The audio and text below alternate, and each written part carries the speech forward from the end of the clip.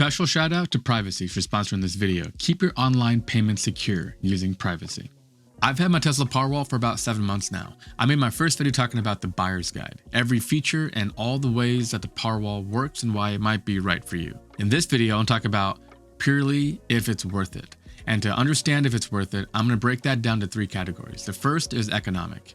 Just from a pure cost perspective, does it make sense and will it pay for itself over time? Secondly, from an emergency preparedness perspective, being prepared for the unknown, if the power ever goes out, if those kinds of things matter to you, is the Powerwall worth it?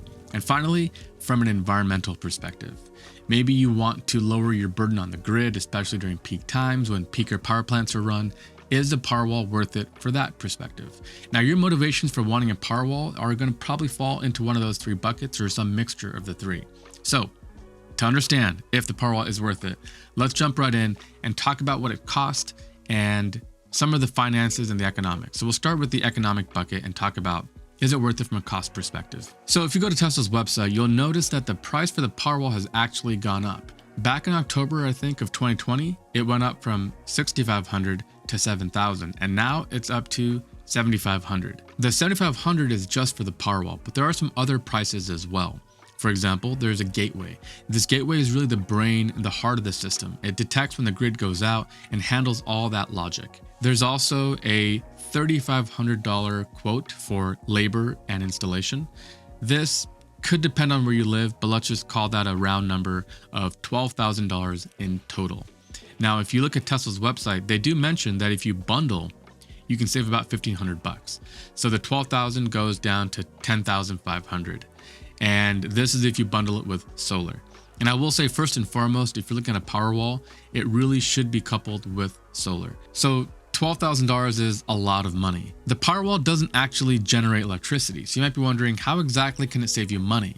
Because like solar panels generate electricity and you can sell it back to the grid, but the Powerwall just stores it. And the answer is, it only works and it only makes you money if you have time of use billing. If you pay different prices for different points of the day, that's when the Powerwall can actually save you money.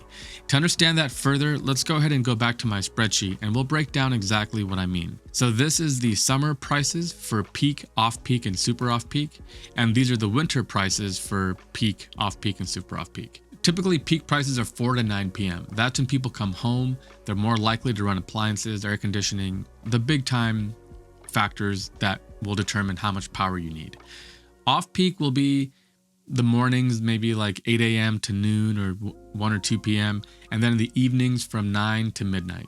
And super off-peak is typically midnight to 6 or 7 a.m. Here in San Diego, I have my prices listed here, but this spreadsheet I will make available to you to update. All the green areas you can change, and these red areas too, if you know what they are. I can talk about that later.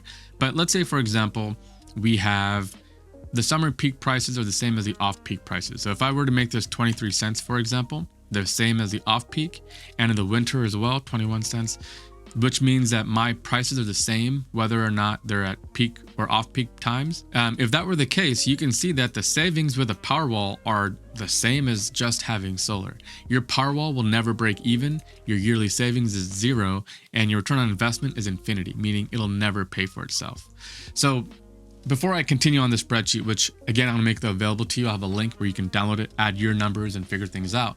The reason why this works is because typically your solar panels are working during off-peak periods. So your panels will start making electricity typically around 8 or 9 a.m. and they'll work until 4 or 5 p.m. And 4 or 5 p.m. they start to taper off, which is when the peak period is. So without a Powerwall, your solar panels are making electricity between 8 and 5 p.m. and exporting any extra to the grid. Depending on where you live, your utility company will pay you for that extra energy. The best deal is a 1-for-1 credit, meaning if you export 1 kilowatt hour, and then you need one later, your bill would be 0. Other people will get a wholesale price, which is a lot worse. They'll pay you what they would pay for electricity, which is nowhere near what you will be charged for electricity later. So without a Powerwall, you might not be home or at work, maybe you're not using much electricity, you'll have a bunch of extra and that will be exported to the grid and your utility company will give you some kind of a credit. Here where I live, I'm grandfathered in, I get a 1-to-1 credit, which is great. Then maybe you're home or maybe the sun's going down and your house is getting hotter and you're on the air conditioning. That's when you're using power from 4 to 9 p.m. Before we get back to the show, let me take a moment and tell you about our sponsor, Privacy, and how they help me. First, Privacy creates virtual cards to use online. These cards are only good for a certain amount of money at certain places, so your actual cards are never shared with merchants where they're susceptible to would-be hackers. Second, it's 2021, and if you're like me and have financial resolutions for the year, Privacy can help you track all your recurring expenses. In this everything's a subscription world, it's easy to lose track of where your money is going. We have YouTube TV, YouTube Red, and Netflix. So my wife and I decided maybe we didn't need Disney Plus, at least not right now. If you know me, you know how much I value privacy and security online. So take your online payment security to the next level using Privacy. Viewers of this show that use our link privacy.com/2bitdavinci will also get a $5 bonus to get started. Now, if you have time of use billing, your bill will be higher during that time because that's when everybody is using electricity. So if that were the case, your panels made you electricity at the lower price, and then they've kind of gone away because the sun's gone down during the peak time when you're paying a higher amount. If this is you, a Powerwall could help. What the Powerwall could do is charge the battery instead of exporting to the grid, especially if the grid is not giving you much credit for it. So now any extra solar that you have, you would power your house and then charge your battery. And once the battery is full, you're going to have less exported to the grid because instead of getting credit for exporting it, you're storing it. So during the time your sun is shining, you're actually making less money. But then the Powerwall is fully charged and able to power your house 13.5 kilowatts worth at the peak period, where you can save some money. So now let's jump back to the spreadsheet and look at what that can mean in terms of savings. So here again, we'll reset back to my actual numbers. With that, if we look at this spreadsheet here, what I've done is for every day, I've forecasted how much solar you're going to make. And that's what these terms are here. So this is where you would put how much of a solar system that you have. I have a 4.8 kilowatt system. Next is a performance factor, basically meaning it's not ideal. There's cloudy days and stuff. So I made it 80%, which gives me the numbers that I have for my house. Then there's the winter drop off. Here, if I were to make this 20%, what that means is that in the winter time, how much I'm creating really goes down. So if you live in a place where there's like snow or really harsh winters, maybe you make this 20 or 15% or something. And that way you'll get a really low number for the winter time. But here in California, I have about a 47% drop off in the wintertime, and I make about 13 kilowatt hours in the winter and about 28 in the summertime. This is the Powerwall capacity, which is factored in here. If you have a bigger house and you have more electricity demand, then you could get 2 Powerwalls, for example. And you'll notice that the price for the Powerwall goes up, but the gateway, you don't need 2 gateways. You don't need to really pay for more installation. So the price is going to scale better if you get more than 1 Powerwall. And then the Powerwall capacity is defined here. And as a result, that capacity will give you a larger capacity that can be held in the Powerwall. You'll see now I can go into the 14s. Basically, however much solar I'm creating, I can store in the Powerwall. And this will give you a savings rate for solar only, and then if you have solar and the Powerwall. And again, this savings is because the electricity during the more expensive time is higher. And so for that reason, I've got a savings. And again, if I were to change that and make this 23 the same as the base rate, then my savings goes away. And it's basically the same savings as just having solar. Okay, so I have 1 Powerwall. So I'm going to give you my models here for what I have. So if we were to look at the solar generation graph, this is how a typical solar system will function over the year. Here in winter, I'm producing about 13 kilowatts I mentioned, and then that goes up into the 28 kilowatt hours a day range for high summer times, and then back down again in the winter, down to 13 or so. All those parameters in green you can adjust to your exact settings to get a prediction for yourself. Now here is the savings. The blue line is the savings for not having a Powerwall. So this, you can see that little jump right here. That's when it goes from winter to summer charging. And if you have a summer and winter rate, odds are your summer electricity rates are going to be higher. And that's what that bump is. And again, because my rate is 50 cents, so much more money than it is in the winter time, my savings rate is really high in that summer period. So this gives you the difference between the two. Now for the final tally, for my situation, if I had solar, which I do, I save about $1,600 a year.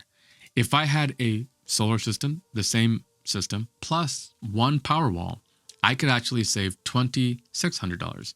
So that means that my Powerwall could save me $1,000 a year, which means my ROI, the number of years required for it to pay for itself, would be about 11. So 11 years here in California. And as I mentioned, if your time of use doesn't change, if you pay the same amount of money you do at noon as you do at 5 or 6 p.m., then a Powerwall will never pay for itself. There's no way that it can. Again, it can't generate power or electricity, but it can store it and you can use it at a later time. So that's called energy arbitrage. The idea that you could store energy at a cheaper time and then use it at a later, more expensive time. This gets into my one feature request about the Powerwall, and I don't think they can do it for regulatory reasons.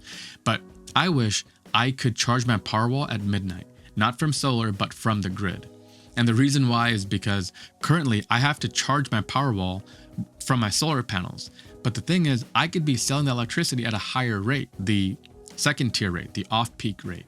Whereas I could charge my Powerwall with the super off-peak rate of 9 cents for me here in California. If I could, I would prefer to charge on grid at midnight at the lowest electricity rate, send all my extra solar to the grid for a credit, and then use my Powerwall that I charge at midnight during my peak times. That would give me the shortest ROI, but that currently isn't possible, and I believe it's a regulatory reason. Tesla, I think, could enable it over an upgrade if they wanted to, but I think the utility companies don't want you doing that, at least not now. In the future, that might change, especially because one of the things that this is going to do is stabilize the grid. And we'll get into that here shortly when we talk about the environmental impact. But if you're wondering if the Powerwall is worth it, this spreadsheet should really be able to help you. Put in the information about how many panels you have and how many Powerwalls you have, what kind of billing you use, winter and summer prices. And again, there's some kind of approximations and we've simplified the calculations, but this will give you a really good idea about the number of years it'll take. And hopefully that'll be helpful to you, and I'll provide that information to share. I have an iPad that I mounted on my wall, and this iPad reads out my house energy usage, the weather outside, and a couple other parameters just right in the hallway when we walk by. And last night I walked by and I noticed the house was using power at peak times, which it never does because normally my Powerwall powers my entire house during peak times. So then I immediately knew there's only one scenario when that is possible. And that's if the Powerwall is forecasting a potential problem like a storm and is going into energy saving mode. So yesterday I sent out a tweet asking if anybody in San Diego knew what was going on because my Powerwall was in storm watch mode. And it turns out it was high wind. So far it's okay. It was 80 degrees yesterday here in San Diego, and today is also a lovely sunny day. But apparently there's some wind advisories, and whenever the wind really picks up, that means trees can topple, power lines can topple, and things can happen. So my Powerwall saw that coming and went into storm watch mode. First of all, my Powerwall has become my meteorologist. Whenever I need to know about some crazy weather thing that's happening, I get the news from my Powerwall. The last event that happened was a couple of months ago, and it was a fire. It was a similar thing where it was a beautiful sunny day, and I'm thinking, why are you in stormwatch mode? But it turns out there were fires about 50 miles away, and because the Powerwall knew that could mean trouble as far as like base stations or power lines and other regions that could affect me, it was prepared, and it did not power my house during peak times. Instead, it was at full charge and on the ready. If the power were to go out, I'd have a full Powerwall to be able to power my house until it came back. And because I have solar, they can charge back in the day. So theoretically, if I was careful enough, I could live a normal life without the grid. And that's the amazing part of a Powerwall. And it really makes you ask the question, like, how important is backup and peace of mind and emergency preparedness to you? I used to have UPS backup power bricks on my computers and my servers and stuff. I've removed them all because my entire house is now on a UPS thanks to the Powerwall. So this is not quantifiable. How important it is to you to have battery backup storage in the event of a power outage is truly up to you. So to give you an idea of how many of these kind of power outages I've had in 7 months, which is not a long period of time, by the way, let's go to my backup history. And it looks like we've had, one of them was a test in July. So we've had 3 outages. One was about 12 minutes, one was 2 minutes, and one was 43 minutes. And that was the longest one. And that one, we really had no idea when the power would come back. My neighbor actually called me and said that he didn't have power, and if I did, and we didn't notice anything. And that's when I went and checked the Powerwall, and yeah, It was backing up my house and I had no idea. The reality is we live in a place where power is pretty reliable, but you can never really predict a fire or an earthquake or something like that. And we have young kids, and if you have like milk or other perishables and things that you need to have for your children, or just, food in general, your fridge will go bad if you can't power it for a day. So when that kind of stuff happens, how important is backup power to you? That's something that you have to figure out. And $12,000 is a ton of money. I completely understand. And so for you, maybe spending that kind of money for a battery backup is just not in the cards, in which case, yeah, maybe it's not something that you should do. But I will say the peace of mind of knowing that I'll always have electricity is incredible. We run our business from home, this channel. We have multiple channels. And if we didn't have power, we would be twiddling our thumbs. We'd have nothing to do. But I know that we can continue to operate this business from home thanks to our Powerwall. And that takes us to category number 3, which is the environment. The Powerwall is the greatest thing that you could do for the utility grid and for the environment, honestly, even more important than solar.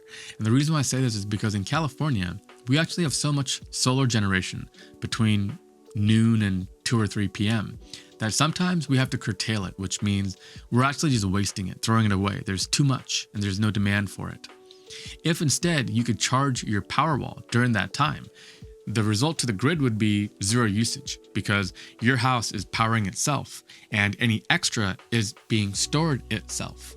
So picture a world where every customer had solar and a Powerwall. To the grid operator, they'd read a big 0. No need for any power. Without the Powerwall, they'd see a negative number because they'd actually see power being exported and they'd have to figure out what to do with that power. And energy storage is really difficult for the grid operators because we don't really have a large scale solution for storage. Energy in the US and most of the world is very much a just-in-time business, meaning the energy is generated and sent and used all at that moment. There's no concept of being prepared and storing it. We have some small things, we can pump water up a hill, but those are all pretty small on the grand scale of things. When the sun goes down, if you don't have a Powerwall and you have solar, the grid operator will see a demand. Because now you don't have generation, you don't have any storage, and you're using your electricity, the operator now has to turn on a power plant or something to provide for you. Because a couple hours ago when the sun was shining, you had no demand. So what is he going to do with the power plant running when there's no demand? Now the sun's gone down and there is a demand. You need power. Now he has to flip on a power plant. This concept is called a peaker power plant. We have 2 kinds of power plants generally. One is a base load power plant, meaning it's always running. It's not really practical to turn on and off. Nuclear power comes to mind. You can't just flip off the nuclear reaction. That thing is running and it's going to run for 20 years. So during that time, that base load power plant is always running and they build these out to match and meet the required base load. Now, when there's peak situations, for example, 4 or 5 p.m. when you come home and you're making coffee or whatever, at those times, they run peaker power plants if they need to. A peaker power plant is the dirtiest form of power. It used to be largely coal, now it's largely natural gas. But these plants can be turned on and off when needed. But imagine a world where you had a Powerwall. Now, if you have solar, you have a 0 need from the grid because your solar is powering your house and any extra is not getting exported, but instead being stored locally in your own battery. Now the sun's gone down and the grid operator sees your need as 0. Because now your Powerwall, which has been charging all day, is powering your house when the sun goes down. So now the grid operator goes, great, I don't have any big fluctuations. And those big fluctuations are what kill the grid operators because they have to be able to figure out what to do with your extra and then what to do with your high demand at different times. And that is a really tricky problem to solve. And large scale battery storage is coming and it will be slow. But imagine if every house had a Powerwall. We would have the most stable grid you could imagine. And plus, when you have a more stable grid, good things happen. Peaker power plants don't get turned on. And if you're really worried about the environment and our environmental impact, that's what you want to see happen. You want to see us retire all these peaker power plants. The problem is always that these kinds of energy sources are not reliable. We don't know when they're going to happen. Wind can't always be forecasted perfectly. The sun goes down. But if you could store that energy for a later time, that would be the game changer that the grid really needs. And I believe that is the future. The future is going to be a decentralized grid where generation and storage happen in a decentralized manner. Currently, we have very much a centralized grid. We have big power plants that power all the homes, but they're the centerpiece of where power comes from. And storage comes from dams and other places. There's a little bit of that. But imagine a world where it's decentralized. Every home can make and store their own power. And as a result, the demand for other companies to come in and provide electricity kind of goes away. And as crazy as that sounds, that future isn't that far off if we had enough battery storage. And by the way, there's other forms of storage beyond the battery, but the Powerwall probably today in 2021, wow, it's 2021. In 2021, the best way to store electricity, I do believe, is a Tesla Powerwall. Hopefully that wraps up any ideas that you had about, is this thing worth it? And I believe in each of those buckets, you have to answer that question. Hopefully this gives you the data and the approach to kind of understand if this might be right for you. And I will say, we have a Tesla referral link. So if you're thinking about going solar with Tesla or getting a Powerwall with Tesla or other installers, we would love it if you would use our link. We are trying to build a better relationship with Tesla to be invited to future events and stuff. So if you could use our link when shopping for a Tesla car, solar, Powerwall, it would really help us out and help support the show. It'll give you some perks. For example, with solar, you'd get $100 off from your price. If you buy a car, you get 1,000 miles of free supercharging, and it helps support the show. So thank you so much for watching. A big shout out to Privacy for sponsoring this video.